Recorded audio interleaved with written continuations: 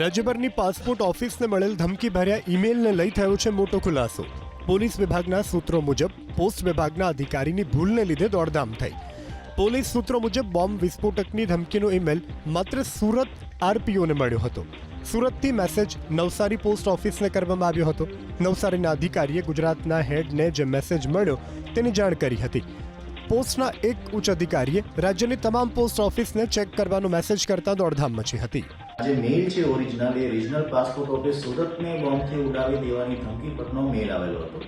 જે બાબતે સુરત આરપીઓ ઓફિસે સીપી સુરત અને સ્પેશિયલ બ્રાન્ચ સુરતને આ મેલ ફોરવર્ડ કરેલો હતો અને જાણવા માટે સીસીમાં નવસારી જે પોસ્ટ ઓફિસનો ડિવિઝન ઓફિસ છે તેને મેલ કરેલો હતો।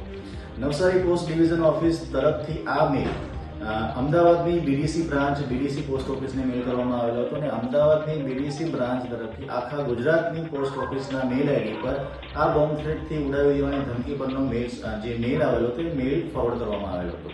જેથી મિસઅન્ડરસ્ટેન્ડિંગના કારણે આખા ગુજરાતમાં અને ગાંધીનગરમાં પણ ગાંધીનગર પોસ્ટ ઓફિસને બોમ્બથી ઉડાવી દેવાની ધમકી આપેલ છે એ પ્રકારનો મેસેજ સર્ક્યુલેટ થતા ગાંધીનગર પોલીસ સતર્ક થયેલી હતી, પરંતુ આ મિસઅન્ડરસ્ટેન્ડિંગના કારણે આ પ્રકારની પેનિક સિચ્યુએશન ઉદ્ભવેલી।